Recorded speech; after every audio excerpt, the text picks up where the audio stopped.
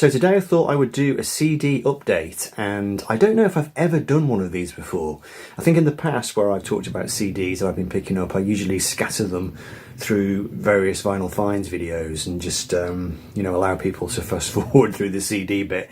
But I bought quite a few, so I thought rather than trying to do that and spreading it over God knows how many months, I would just get them all out in one video. So here's the pile. I don't know if people are interested in CDs really. I've got a feeling that they are maybe starting to return a little bit into people's field of vision. I'm reading and seeing quite a few things at the moment about compact discs and how they may be coming back.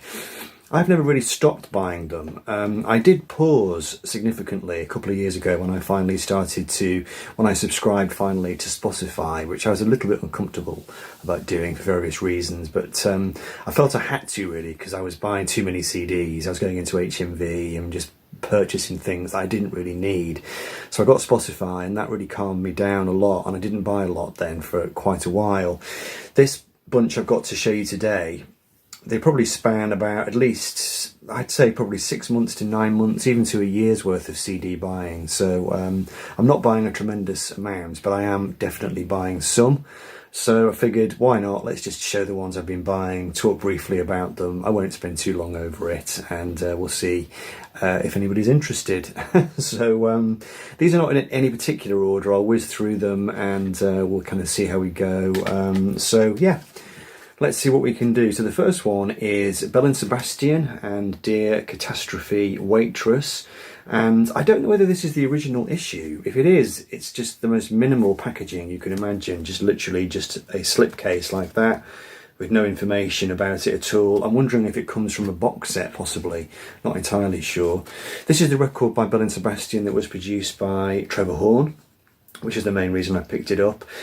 And yeah, I quite enjoy it. I've never massively clicked with Belle and Sebastian. They always sound to me a little bit smug.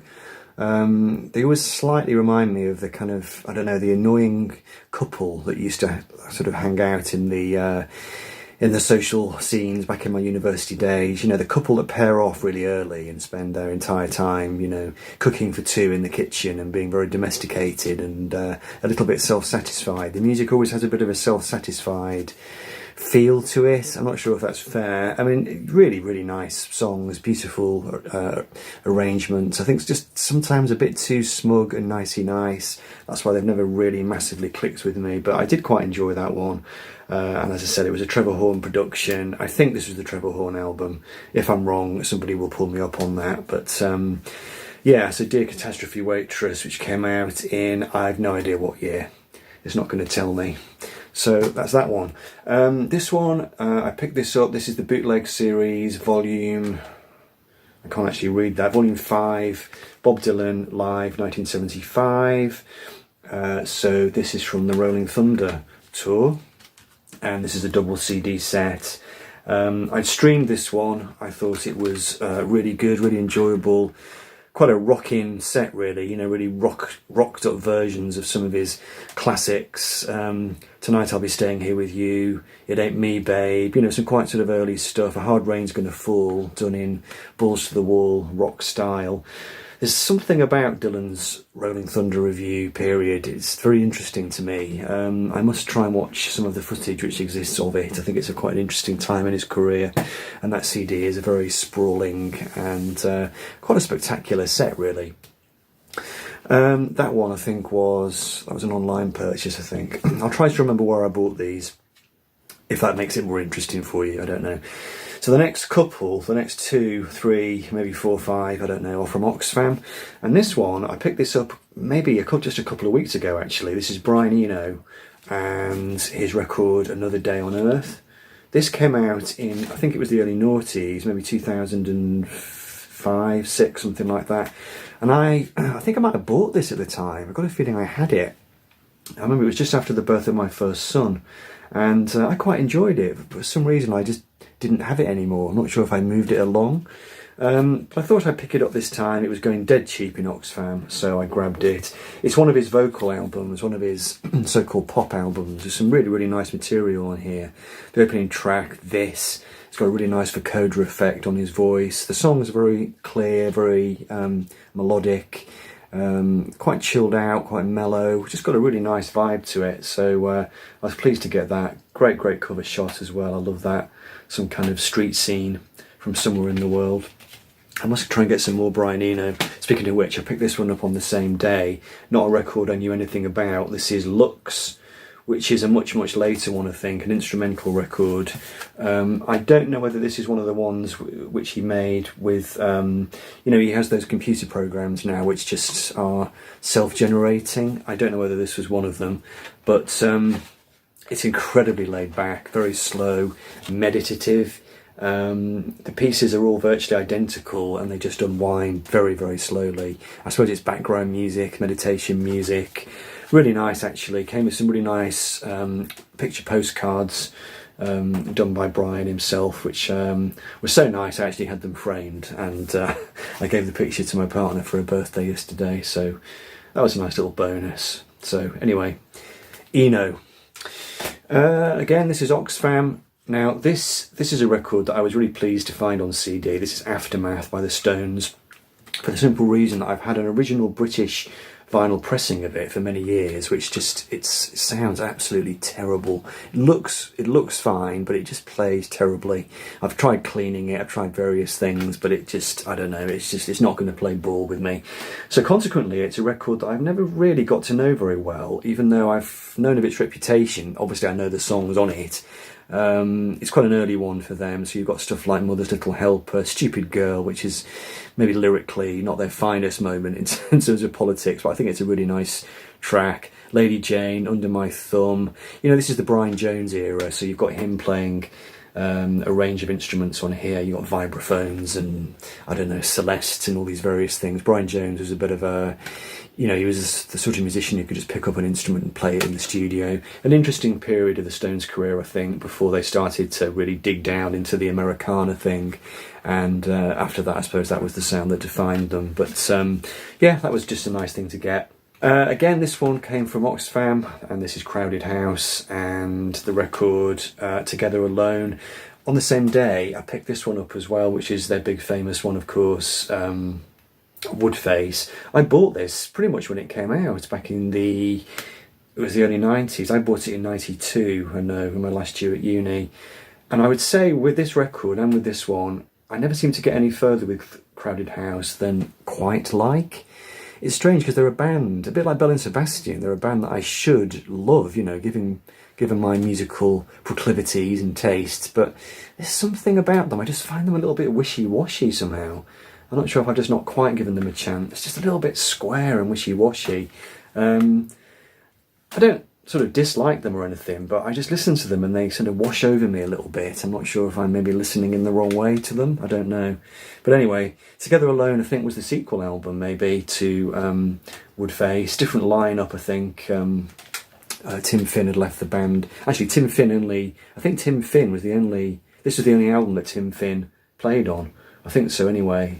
So, yeah, anyway. Crowded House, yeah. I'm not sure if I'll ever love them, really. But I thought I'd grab those anyway, because they were going cheap. And I don't dislike them. Right, the next one. This one is... this was an online purchase, I think. Now, why did I get this one? This is the Smashing Pumpkins and Melancholy and the Infinite Sadness. I think it was because I pulled off the shelf. I've got the CD of the album Siamese Twins, which I hadn't listened to for a long time. Really enjoyed it. Went online to have a look at what their other records were, and this is the one that came up as being maybe their big defining moment. Smashing Pumpkins are a band who I knew about in the 90s. I was in a band at the time with a guy who was really into all that stuff back in the mid-90s. He was into, Smashing Pumpkins, Pearl Jam, Soundgarden, all those kind of post-Nirvana bands I was really not that into at all, really. And I think the Smashing Pumpkins are quite an interesting band. I think... Billy Corgan is a really interesting songwriter. I think he's got a good melodic sense, and I do like a lot of the stuff they do. I just find that some of it is a little bit kind of mid-90s MTV generic hard rock, that kind of really hard rock sound. I mean, they're great players, but I find them more interesting when they get into slightly less heavy mode. There's a couple of great tracks. This is a double album actually. There's a couple of really nice songs towards the back end of the first disc. Galapagos and Porcelina of the Vast Oceans, I think, the two tracks which are a little bit less heavy. I do like the heavy stuff, but I think I find it sometimes a little bit heavy by numbers. You know, that's just that kind of mid-90s MTV thing. I don't know. Interesting vocalist. Definitely a bit Marmite, but I was pleased to get that. This is quite a recent purchase, and I've only really dipped my toe so far into the first disc.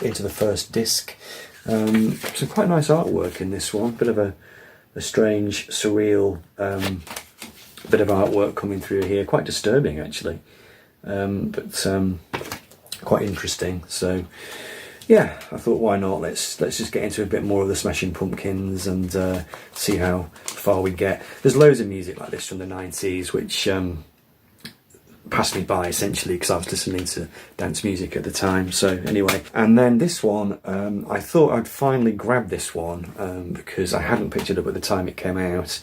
This is the Animals remake by Pink Floyd, which came out in 2022. So it's the, or was it 2018? Yeah, 2018 remix. And yeah, I wasn't too sure about this really. It's just, I don't know, Animals has got a very certain distinctive sound to it. Recorded in 1977, I think, released 78, was it? Recorded in Pink Floyd's own studio, at the Britannia Row Studios in London. Famously has this very flat sound and makes for quite an interesting listen. It's not the usual Pink Floyd high-end glossy kind of sound. There's something a bit different going on. The remake, I don't know, it just seems to give it a modern sheen. There's a bit of AI going on maybe in the drum sounds, you know, everything sounds a little bit too pristine. It brings out certain elements of the mix. I did enjoy it, but as usual with these things, I don't know whether it's going to replace the original. Well, I'm almost certain, I'm definitely certain it's not going to replace the original, but I was pleased to pick it up at last. It's just another brick in the wall, isn't it, really, for Pink Floyd. So, yeah. Animals. I actually saw this building for the first time with my own eyes last year when I went to John Heaton's birthday party. I caught a train over to Wimbledon from wherever I was in London, and I was very excited when I saw the Battersea Power Station through the window, because amazingly I'd never clapped eyes on it before, despite numerous visits to London over the years. Okay, just a few more. This is Steve Harley and Poetic Justice. I bought this quite a long time ago, to be fair, maybe about a year ago. Richard McCook and I did a video when Steve Harley passed away. This was last year on our favourite Steve Harley songs. This is one of the albums by him that I didn't have. I don't know if it ever had a vinyl issue, actually, because it was quite late on in his career, but so after making that video I picked it up, and it's a really, really nice album actually. Steve Harley, obviously Cockney rebel, part of the glam scene, had a very British, quirky, musical-y kind of attitude and sensibility, but later on in his later career he became much more of a mainstream singer-songwriter really. He dialed down some of the strange quirks in his vocal style and became just much more of a melodic, traditional songwriter, and there's some just really beautiful songs on this record. A couple of cover versions. Steve was always fond of doing covers. There's a cover here of What Becomes of the Broken Hearted and Love Minus Zero, No Limit by Dylan. So, and they're quite nice versions too, but and in fact he covers himself on this. There's a cover of Riding the Waves for Virginia Woolf, which was on his Hobo with a Grin record, I think, wasn't it? So yeah, I was really pleased to get that. I really enjoyed it. Steve Harley, someone I've been a fan of for a long time, but just never got particularly completist with him, I suppose. Just a couple more. This one, this is a classic example of where I nearly bought a vinyl reissue of it. This is Sly and the Family Stone, and there's a riot going on, which I used to have on CD. I lost my CD of it years ago, and I thought, right, I'm going to get that again, because I used to really enjoy it. There was a vinyl reissue of it going, a splatter vinyl reissue, which looked really nice, and I so nearly bought it. It was about £30 or something. And then at the last minute I just thought, no, let's just not spend £30 just because of splatter vinyl. Is there a CD issue of that which is more affordable? And I tracked one down and it was about £5, so you know, I can be good sometimes, and on that day I was. So I got it on CD again. Maybe one day I'll have it on vinyl, but yeah, just, you know, Sly's great. I don't know how you describe it really. Drug-induced, hallucinogenic, claustrophobic. Actually not all that nice to listen to really. There's a bit of a kind of nightmarish vibe to this record, which is quite dark. It's not something I'm going to listen to every day, and maybe that's the reason why I ended up deciding not to get the the vinyl. I'll do a couple more. I've got these two on this side for some reason, not quite sure why. Just a couple of jazzy ones. This is Eberhard Weber, is it, or Weber, and the record Yellow Fields. So he is a German double bass player, and a few years ago I picked up a record by him called The Colours of Chloe, which is one of my favourite albums of all time. It's absolutely beautiful. And this one actually, I think is probably just as beautiful. I haven't listened to it as many times. I think it's the same lineup of musicians. Charlie Mariano on saxophone, Rainer Brunningaus on keyboards, and John Christendon on drums. Very impressionistic, very autumnal, just very beautiful, elegiac music, quite pastoral. Very composed sounding, and just really lovely. I think he's an absolute you know, just a real singular voice really in, well, it's ECM. I was going to say jazz fusion. It's not exactly fusion, it's that kind of ECM, that ECM sound on that sort of borderline between classical and jazz. Very nice, very interesting, and I'd like to get further into his catalogue. So yeah, Eberhard Weber, or Weber, Yellow Fields, very nice. And then this one, I picked this up online purchase. This is the new Tony Williams Lifetime, and believe it, I've been a fan of Tony Williams for many years as a drummer. I love his playing on the second Miles Davis quintet albums, things like ESP, Miles Smiles, those records. An absolute powerhouse of a drummer. But I'd never really listened to his solo stuff. I'd never really listened to Lifetime, so I grabbed this on CD and I've been really enjoying that. It's got some really great stuff on it. A track called Mr. Spock on there, which is just for the title alone, that record belongs in the collection. So yeah, a much missed Tony Williams, what a genius. And then finally, to finish, this is a record, or a CD, I've been really enjoying. I picked this up from Moonlight Records in Wrexham when I went there a few months back now. This is Frank Zappa and You Are What You Is, which comes from 1981, and it's one of a trio of albums, and I'm not going to remember now what they were. Tinseltown Rebellion was one of them, I forget the third one.